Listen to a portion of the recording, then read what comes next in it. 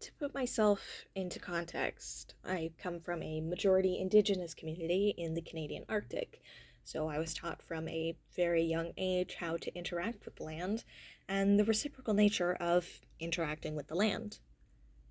Anyway, when beginning this walk, my partner and I, were unsure of how to start. We were, and honestly still are, woefully unfamiliar with the area and its trails. While we were stuck discussing where on earth we were meant to start, a third year conservation biology student heard our hesitance and offered to take us on an impromptu guided walk through the Lady Eaton Drumlin Nature Area.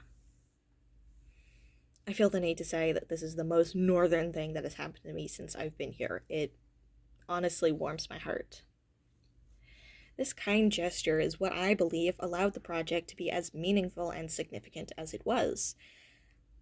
The walk began slightly awkwardly. Neither of us knew how to approach this assignment. A mental connection. Now, the reason we didn't know how to approach this project was because we were too preoccupied with the quote-unquote correct way to connect to the land when we should have just been open to the experience. I grew up being taught to respect the land, what my responsibilities are, and how to maintain the land.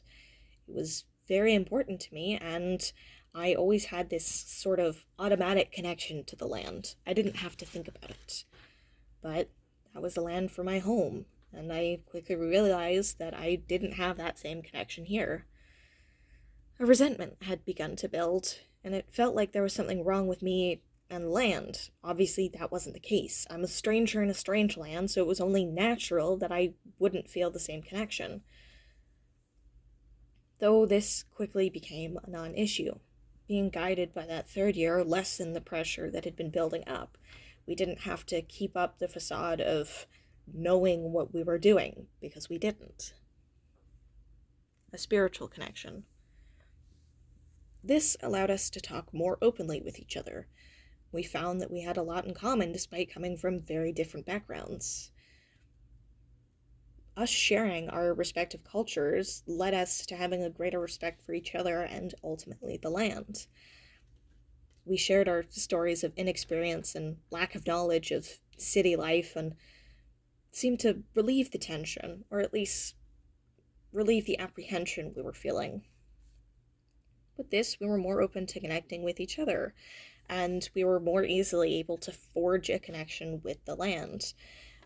This simply couldn't have happened if we had done this walk alone, or even if that third year hadn't graciously offered to take us on the walk.